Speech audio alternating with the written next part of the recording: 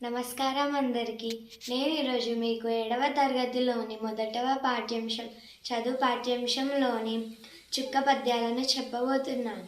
మొదటిది, పరులకు సోదరులకు భూవరులకు గొనరాదు, సర్వవశ్యము తానెవ్వరికిచ్చిన, గోటి గుణోత్తర వృద్ధి భజించు విద్య తనదనమెప్పుడన్.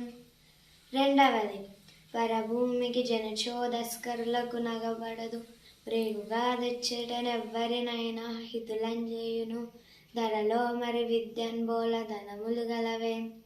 మూడవ చుక్క పద్యం, సంగీతంబు గవిత్వత్వమును సౌజన్యంబు భావంబు సత్సాంగత్యంబు నెరంగడేని, భువినాశ్చర్యంబుగా వాళమున్ శృంగద్వంద్వము లేని ఎద్దతడనం, జల్లుం దృఢం బాతడయాంగి కంబున మేయడాపసుల భాగ్యం బిచ్చటం గల్గుటన్. ధన్యవాదాలు.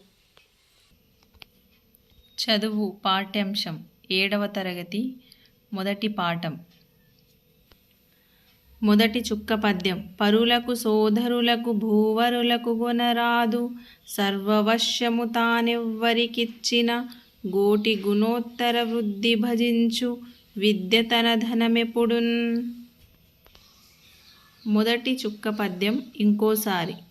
పరులకు సోదరులకు భూవరులకు గొనరాదు, సర్వవశ్యము తానెవ్వరికిచ్చిన, గోటి గుణోత్తర వృద్ధి భజించు విద్య తన ధనమెప్పుడున్.